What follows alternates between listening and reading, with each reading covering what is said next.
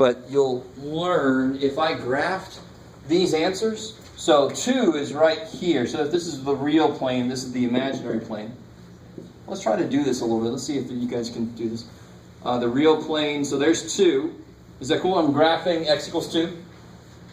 If I want to graph -1 plus this, it would be -1 and then positive square root of 3. Square root of 3 is like 1.7 something.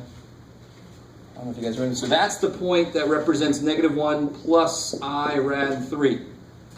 And as a point in this plane, you can think of it as the point -1 comma rad 3. Because it's the real part comma imaginary part.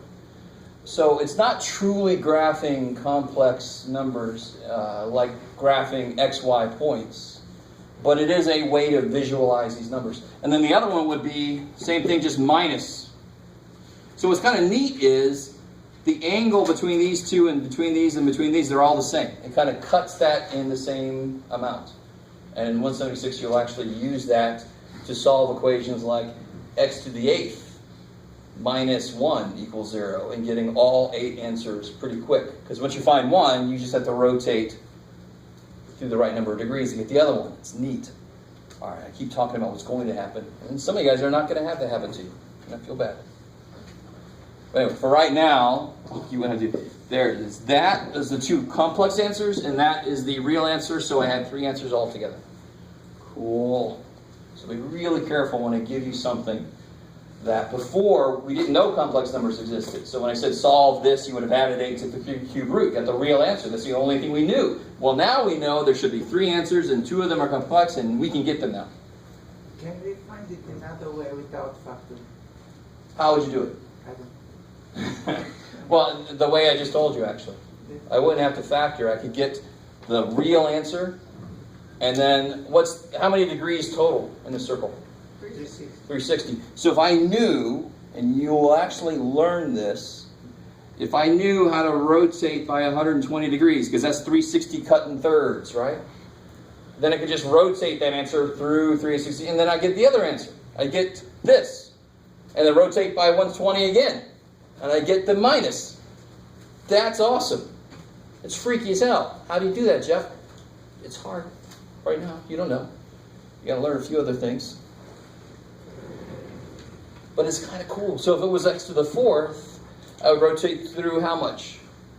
X to the 4th is kind of kick ass. Watch. I can actually show you this because this is actually easy. X to the 4th minus 81 equals 0. Can somebody tell me what's a real answer to that?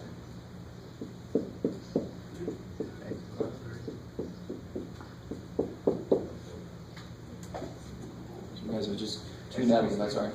You're all looking this way. Yeah, so 3, right? 3.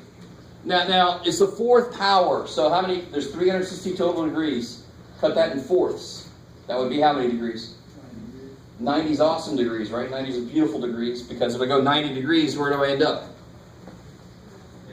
On the, which is now known as the, so that's 3. Another answer's got to be, let me not make a line out of that stuff. That's 3. Another answer's got to be 3i. Okay, good. And then if I rotate another 90 degrees, I'll end up at -3. And if I rotate another 90 degrees, I'll end up at -3i. And if you factor this all the way, of course you're going to, what am I going to get when I factor the first step? I'm going to get x squared minus 9, x squared plus 9, okay? And then this will be x minus 3, x plus 3. I could use real numbers because it's a difference. So over here, what's this going to be? Plus 3i. So sure enough, those 4 answers are what I got. Now, I just factored it. Did I get the answers before I factored it? Yes, I did. And I could actually show you this because 90 degrees is easy visually to show you. You actually don't have to know how to rotate it. You can just say, I'm on that axis now. The same radius. In pre-calc, you learn how to do a 120-degree turn that I can't do right now. Cool, okay, enough of that. So most of what I just said, you don't need to know for this class, which some of you guys hate, and I don't care. I like to give you a little insight into what you're doing now and what it leads to. All you'd have to do is this, and get these two answers, and you would be done.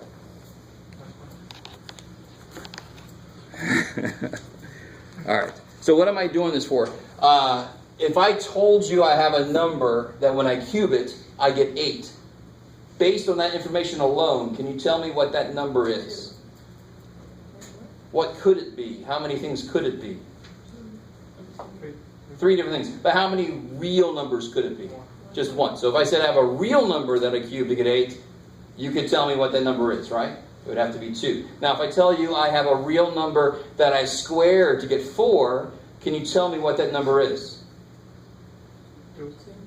No, you're wrong. It was -2. Nah. See, so the point I'm trying to make, if I have an even root, we know that even roots mess things up. They are freaking uptight. You can't put a negative in them. They won't give a negative out. Right? But cube roots and odd roots are fine. No problem. You can put negatives in them. They can give negatives out to you. No worries. So what that leads to, and kind of a nice way to introduce this idea of one-to-one functions. So we got a little bit into how to find the inverse function yesterday, right? But you can't always find an inverse function.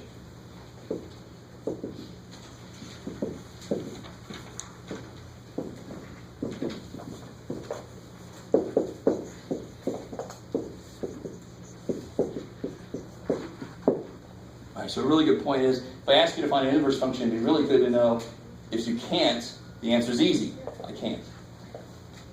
Right? If you can, then you got to do it. So here's the idea. What tells me something is a function? Let's recall this. How do I know something is a function? So is this a function? Why not? Because one input has more than one output. Right? So think about what that means. This only goes one way. If I said, at 7 seconds, where is the baseball? Can you tell me? No, there's several options. I can't tell you exactly where it is. You with me? So for an input, for it to be a function, for every input there could only be one output. So every vertical line you could draw has to go through only once. Does that sound familiar? The good old VLT, right? Venison, lettuce, tomato, no, vertical line test. Right, which relates to the definition, which I relate to Highlander. If you ever watch Highlander, there could be only one. So for every input, there could be only one output. If you've never seen Highlander, you have no idea what I'm talking about. That's all right. Just know the definition. Right? Okay, how are we doing so far?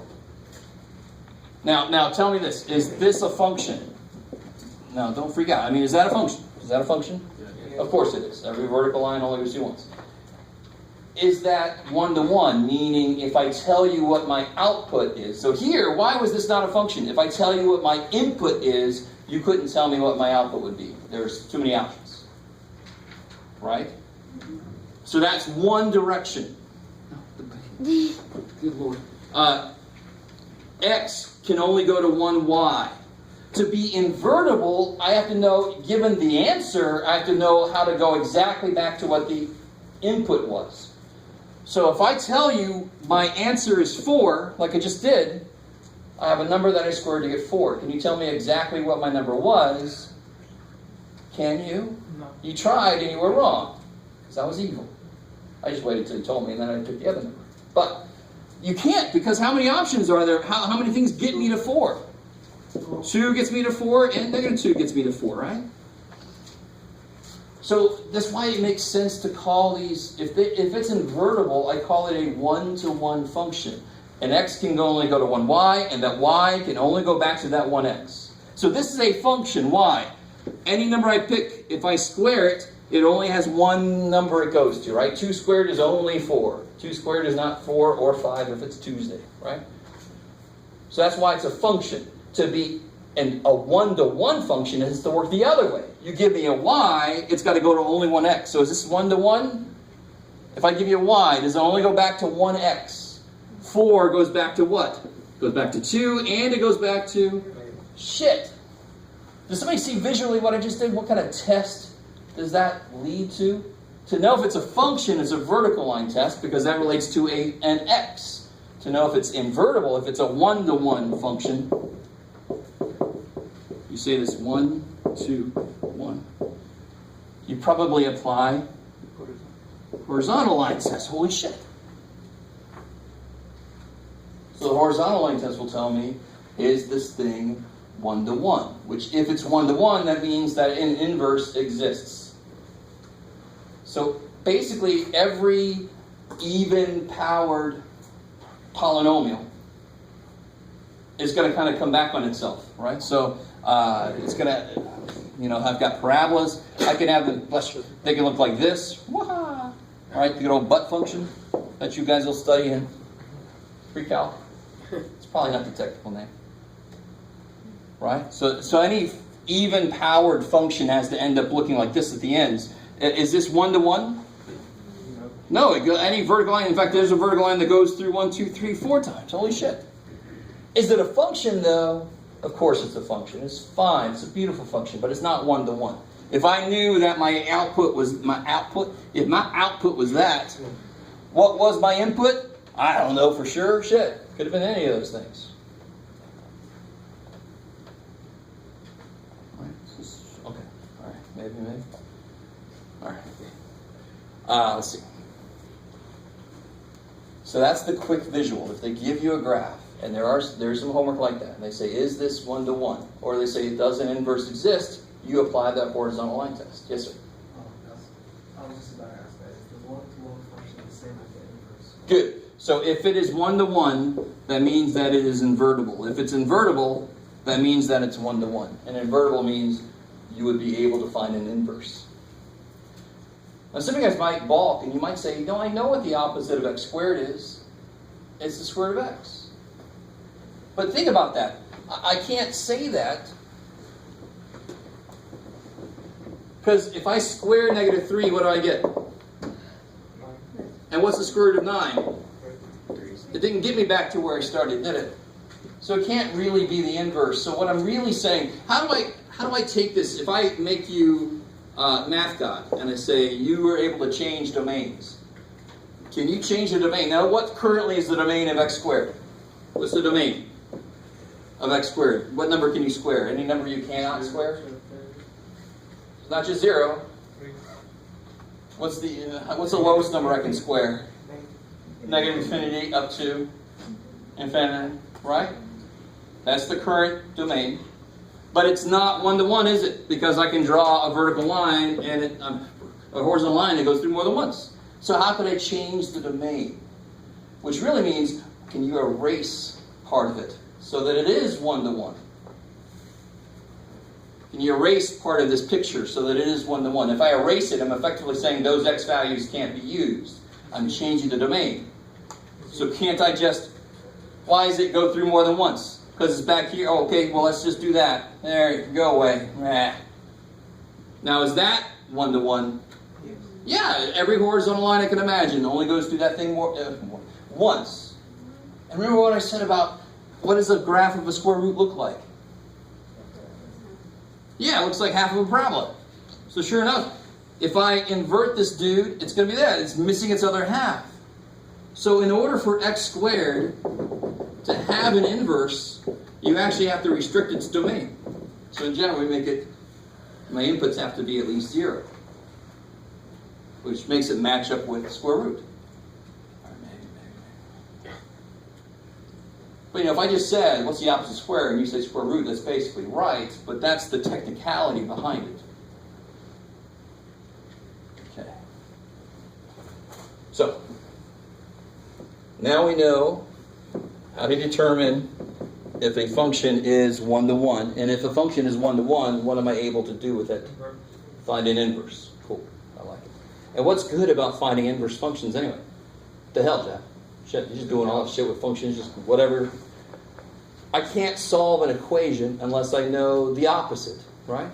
So if I didn't know subtraction, I would never be able to solve that equation.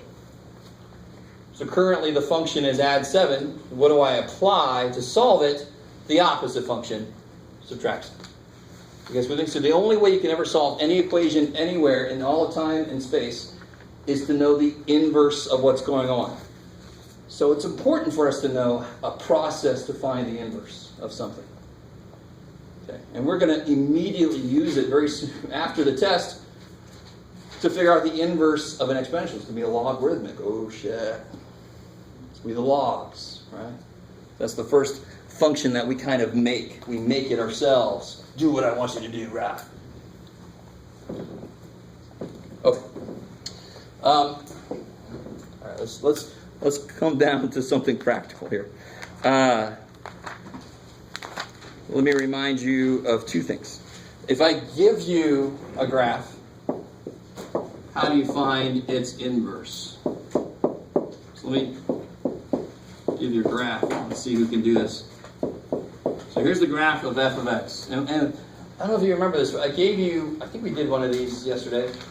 And I was very careful how I drew it. And now you understand what do I have to be careful about when I draw this? Whatever I draw has to, I want to find the inverse, so what must it do? It's got to pass the horizontal line test, right? So notice what I do. Normally what I do is I'll start down here. So this is the point, -3, -4. Just make sure you guys can see that. And then I just have to make sure that I'm always going up. Or I can start up here and make sure that I'm always going down. Because it'll become not invertible if I kind of turn on myself. Oh shit, then it's not invertible, right? Then it won't pass the HLT. The HLT. So I just got to make sure that I'm always going up now. So let's see, I'm here. And then I'm here. And then finally, I end up, where do you end up, Jeff? Sure. All right, so this is my function, doop, doop, doop.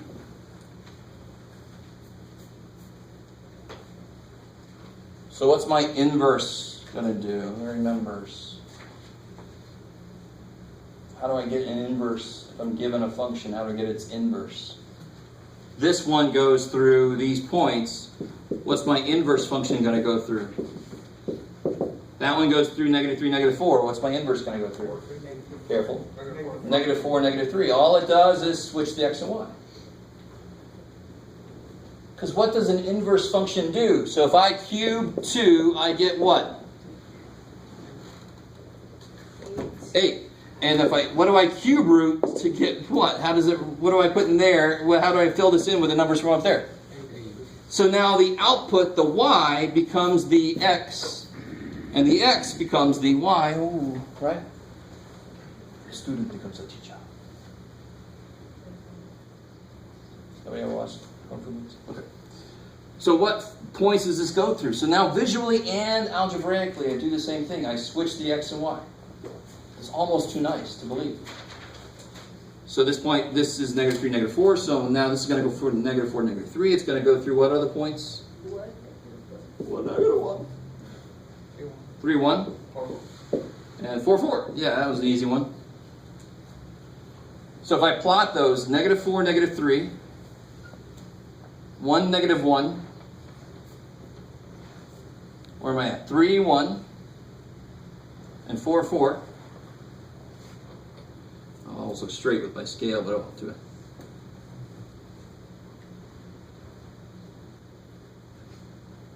What do you notice? Where would you say the mirror is in that picture?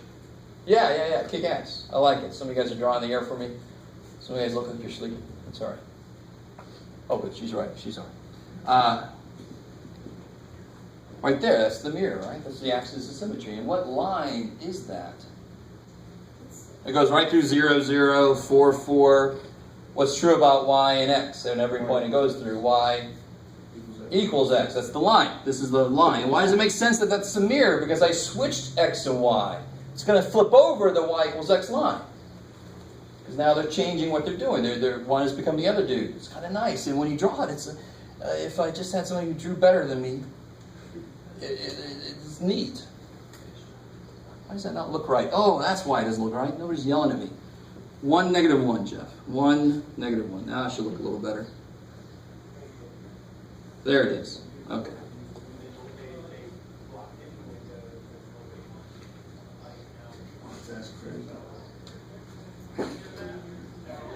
Are they going to camp out there?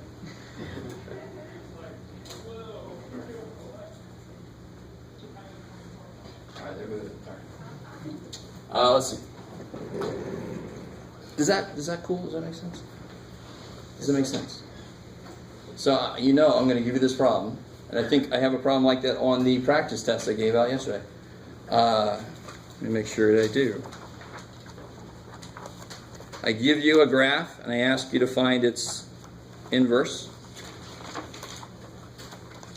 Do I have any left? No.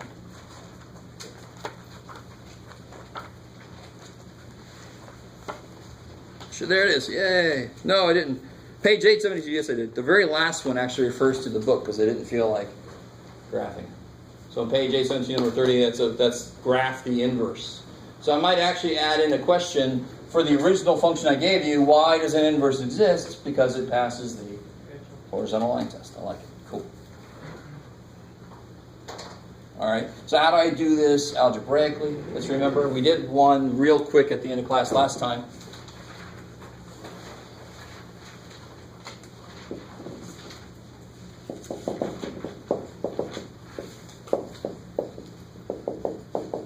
So this is the graphical way to find the inverse. Here's the algebraical way to find the inverse. If I give you a function,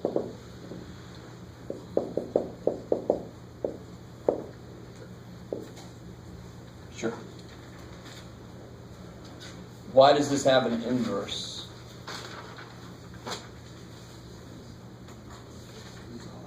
It's an odd function. I like it. It's an odd power on this x. So it's going to have an inverse. So whenever you see an even power, just say. And you got to be careful. Remember x cubed or x to the fifth, they all look like this, right? So they all pass the horizontal line test. This one is x to the fifth, and how has it been shifted? Now you guys can see it's been shifted to the right 7, down 3, right? So it would be right 7, down 3. So it would be the same shape just down there, right? You guys kind of with me. Do you understand? But in general, you have to be careful. You're going to see functions like x to the fifth plus 4x to the fourth minus 2x cubed plus 7x minus 3. And that might look like this. You ready? That might look like, wah, woohoo, wee, wah, woohoo. All right. All right? What I like to call the Loch Ness function. No? All right. Or whoever your favorite. Champ? Like Champion? Champ? No? Sure. How many turning points does this have? How many like vertices? It's not really vertices because it's not parabola. 1, 2, 3, 4. So what's interesting is, you'll learn this later, whatever the highest power is, it'll have at most one less turning point than that. So x cubed can have 1, 2 turning points. All right. So is this invertible? No, because it doesn't pass the HLT. So in general, you got to be careful with just any function they throw at you anytime, anywhere. The ones I'm going to throw at you will be invertible. This is just this. Is this invertible? Yes. And I just moved it so it's still freaking invertible. Horizontal line test still works. All right, good. The horizontal line test has to hit more than once, right? It can't hit more than once, just like the vertical line test. So if a horizontal line hits your function more than once, then it's not invertible. It's not one-to-one. Same way a vertical line test means if it hits it more than once, it's not a function. All right? It's not a function. So to find this guy, who remembers how to do this? I do the exact same thing I did here. Where's my y? Yeah, so I bring my y back. And then I do my weird-ass little thing there. How did I find these points? Yeah, switch the x and y. So how do I do it algebraically? Same damn way, all right? Switch the x and the y.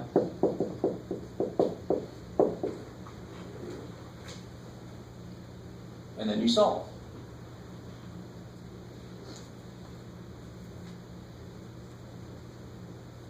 So how do I solve that? For y?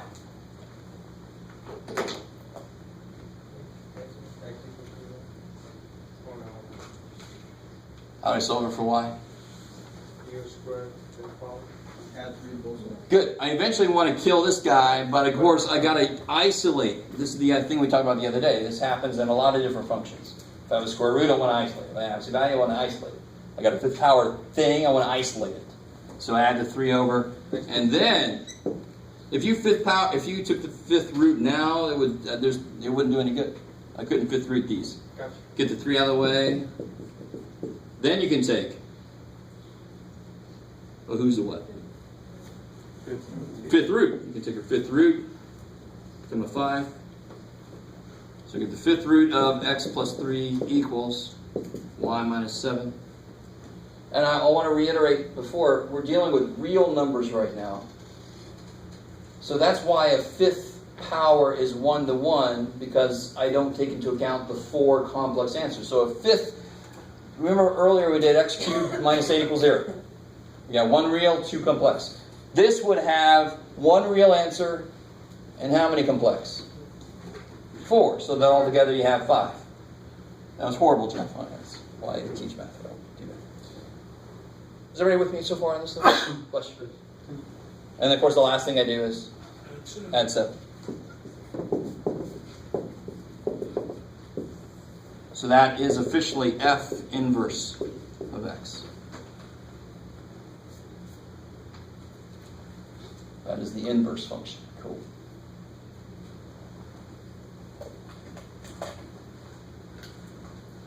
So let me throw some kind of weird answers. What would this be? If f was invertible, or 1 to 1, then what is f inverse of f of 2? I'm not talking about that f, by the way. I'm just talking about an f that's invertible. Could be any function that's invertible. Sounds really weird, right? It's silly easy. What do f inverse and f do to each other? Cancel each other out. So what's the answer? 2. It's crazy. So can you give me examples of a function and its inverse? What's an easy example of a function and its inverse? Anything. Anything. Could be something we just did. Say again? Alright, so like a third power? Or no, you just mean, that would work too. You mean multiply by 3 and divide by 3. Kick ass. Look at that. So if I said f of x was multiply by 3, I don't even have to do the work. But just to show you it would work, y equals 3x, switch the x and the y, divide by 3, I get y. Now that just makes sense. I really didn't have to do that, because what's the opposite of multiply by 3? Holy shit. Dividing by 3, right? Alright, I love it. So that would be f inverse, right? So if f was multiplied by 3, f inverse would be divided by 3. So what would f of 2 be?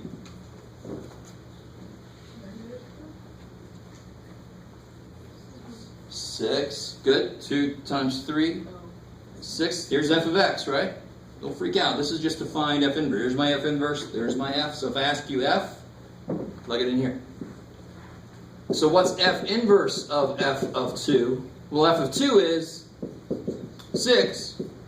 Now this is kind of silly what I'm doing, isn't it? Can you realize that, holy shit, when you're doing a lot of work for something that's easy, yeah, that's why that was so easy.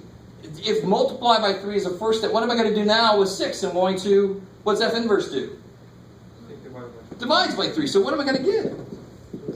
The thing I started with, of course, right? One function is multiply by 3. The other function is divide by 3. So if they act on each other, they will kill each other.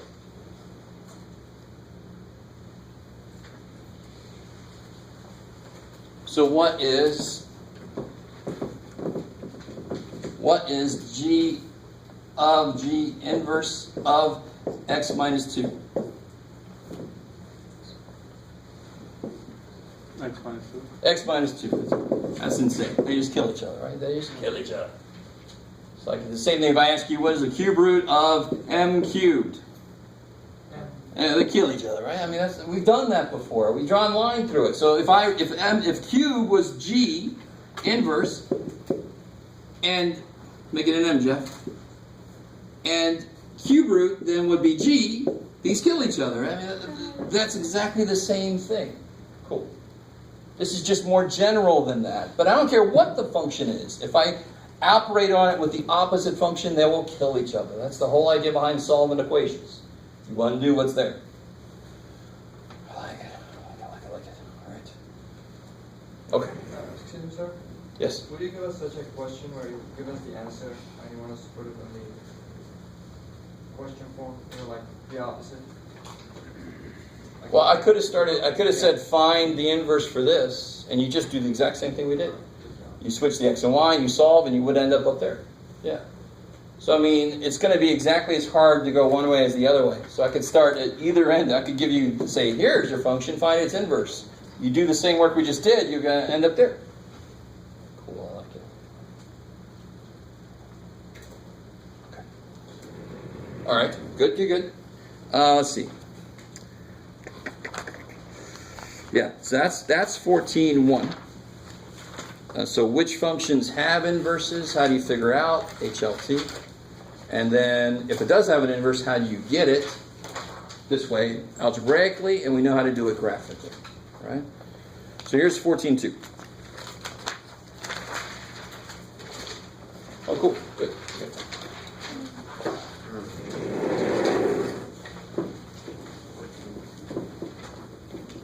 So let me just give this to you. You know what to do.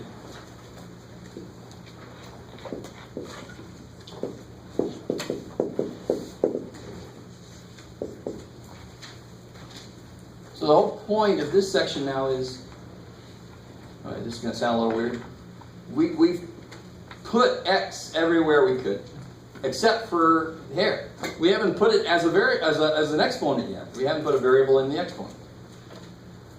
So we want to investigate, well, what would that do? What would it look like? How do you work with it? And then we're going to have to figure out its inverse so that we can solve equations that it might pop up in.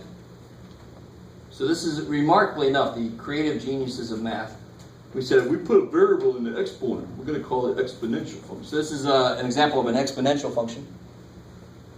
Right? It's not the exponential function, we'll get to that, but this is an exponential function. How do I graph something that I'm not sure what it looks like? Don't play the calculator. If you had to do it by hand because your evil teacher said so, you make, I think you said, yeah, you make an XY table. So let me give you guys a couple to try. If you're not sure at all what something looks like, you definitely want to try a combination of negatives and positives. So let me give you a few. No, Jeff. So do those. The less sure you are about what something looks like, the more points you've got to do.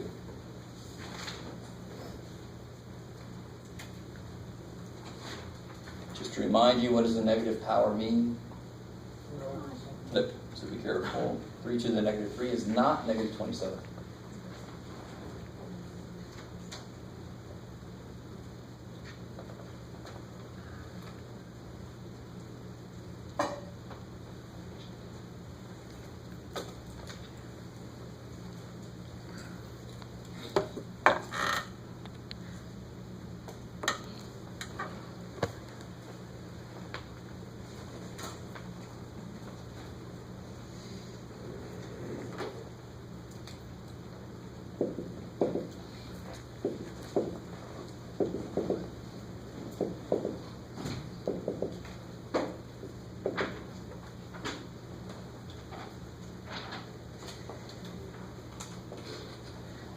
So what is 3 to the negative 3? 1 over 20.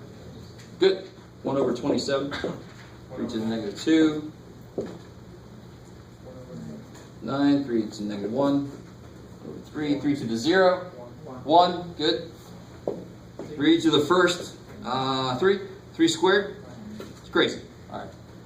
So we can start to graph this, but we still don't have enough information to graph it. So some of you guys have worked with these before. I'm sure most of you probably have in some form. But the reason I can't quite finish this out is I'm not sure what's happening back here, really.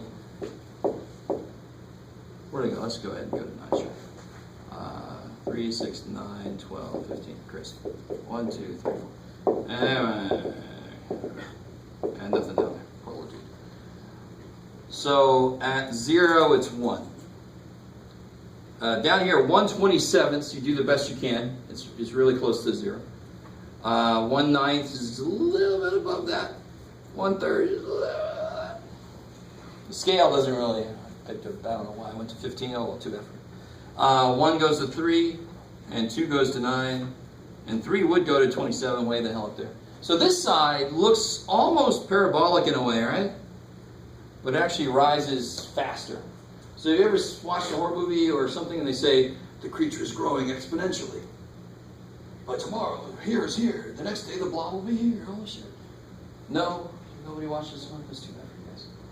So you ever, this is what they mean by exponential growth. Is like every day, this would be a tripling every day. On day 1, it's 3 big. On day 2, it would be 9 big. On day 3, it would be 27. It's tripling every day. You see what I'm saying? This is like spreading of a virus or something. It spreads exponentially. Possibly it's 1 bug.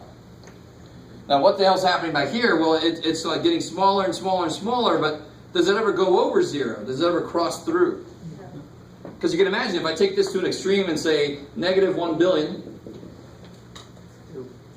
3 to the negative 1 billion is 1 over 3 to the billionth power.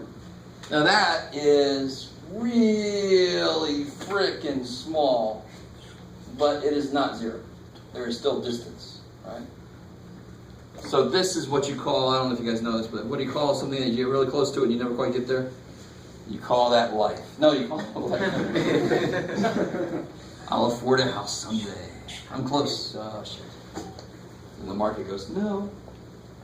So, I'm sorry, somebody said, I think somebody said it.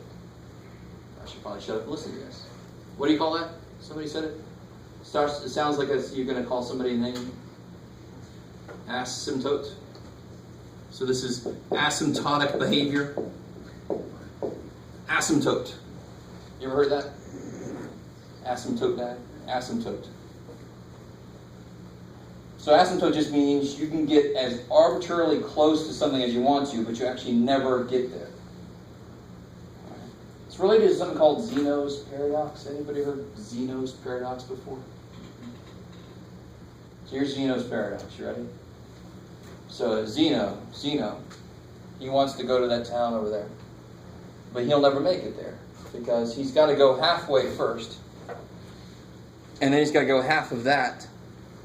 And then he's got to go half of that. And then he's got to go half of that. And then he's got to go half of that. And he'll never make it. Now, of course, people make it to the next town all the time. So when I first heard this, I told the teacher, just tell him it's twice as far away as it actually is. And then they go halfway, and he's there. Screw you, Zeno. Just go there. Right? And the teacher's like, oh, shit. But the real paradox then is actually he would never even start moving. Because to start moving, you have to go half of forever. Holy shit. So how can you move? Oh, shit. Maybe some of you guys are slightly interested in that. You can look up Z-E-N-O, Zeno's paradox. Not Zena's paradox. Alright, that's the... I'm not going to try to come up with what that would be. Anyway, sorry. So it's the idea of an asymptote is kind of related to that idea. You just get closer and closer, but never get there. So that's the shape. So we should know now, like x squared has this shape, x cubed. Let me not even draw. No, Jeff. Maybe I should. X cubed has that shape, and in fact, x to the odd power, x to the even power, right? Square root of x looks like that. Cube root of x. Who remembers what cube root of x looks like? It's not only got that piece, but because it can go negative, it's got that piece too. So that looks like this guy flipped because these are what of each other? Yeah, x cubed and cube root are inverses. So how would you find its inverse? You would flip it over the y equals x line. Bam! There it is. Okay. And we know what absolute value of x looks like, right? Sure. And now we know what a to the x, where a is 3 in that example, right? But it could be 4, it could be 2, it could be 1/2 even. That gets a little freaky. But it looks basically like this. No, Jim. Asymptotic. You got it. And I can move that. I can move it up, I can move it down, just like we've done before, right? So if I said, what would this look like? It would be that. Where's the negative 2? It's with the x. So it's going to move left or right. X minus 2, it's going to go right 2. Just like the square root of x minus 2 did earlier, and the absolute value of x minus 2, and so forth. Remember that? It doesn't matter what the function is. If you put a minus 2 with the x, it's going to move up 2. So we'll just take this whole picture and move it up 2. Up 2, blah, blah, blah. So it'd be the same shape, just moved up 2. Cool. 3 to the x power minus 2. Beautiful. So if I had 3 to the x like that, then it would just take 3 to the x and make all the outputs 2 less. So we'll take that picture and move it down 2. If I did this, where would the asymptote be? In fact, if f of x is 3 to the x, the asymptote is where? 0. Be more specific. What's the equation? X-axis. The x-axis, which is what equation? Yes, I love it. Y equals 0. Good guess. So that's y equals 0. If I do this, Y equals negative 2. beautiful. The asymptote is now at y equals negative 2. It's been moved down to. I like it. Here, where would the asymptote be? 0. It's still 0. I just took an infinite bar and moved it this way. Oh, I just didn't do anything. Right? But if I move it up or down, the asymptote will move. I like it. So if I wanted to graph this, it would be that picture, just with an asymptote there instead. So it would be something like that. Hopefully be more specific. You just move every point down to, including the asymptote, move down to. I like this. There are a few graphing problems in this homework. This is 14.2, by the way. Let's see. What else did they give you here? This section really focuses on graphing, and then it's got a few problems where they give you functions. So they'll tell you, for example, yeah, sure. The value of a laser printer is given by this. So now they'll just give you some functions. And these are the kind that aren't word problems because they give you the function. You just got to plug the right number in the right place. So this is the value of a printer after T years. Can somebody tell me what was the value of the printer when I bought it?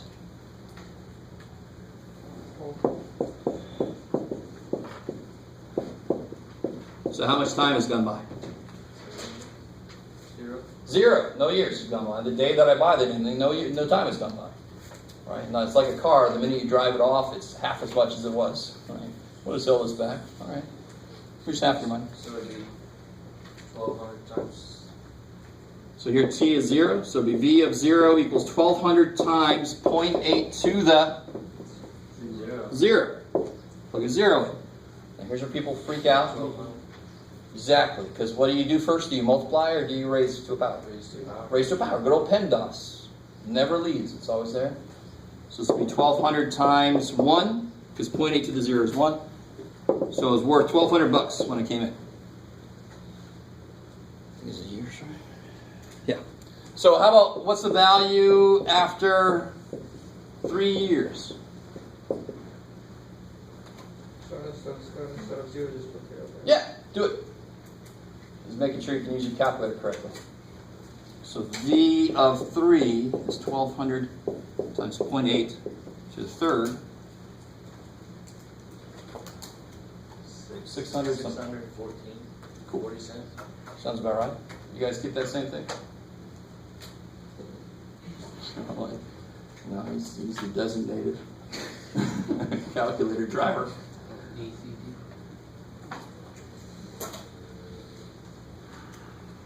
No? Yes? Yes. Make sure you can do that because you have to know how to do that on your own.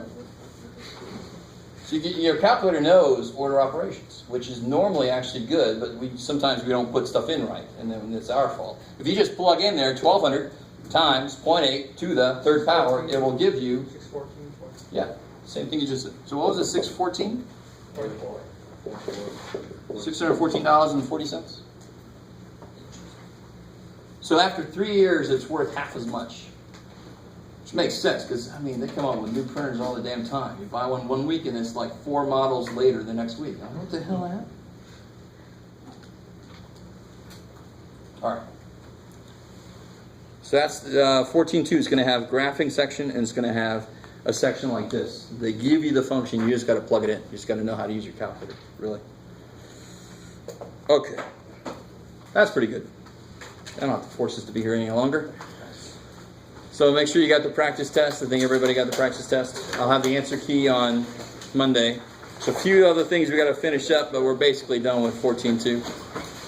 So Monday we'll finish up 14, a few little points, and then the rest of the time will be a review for the test that's happening Tuesday.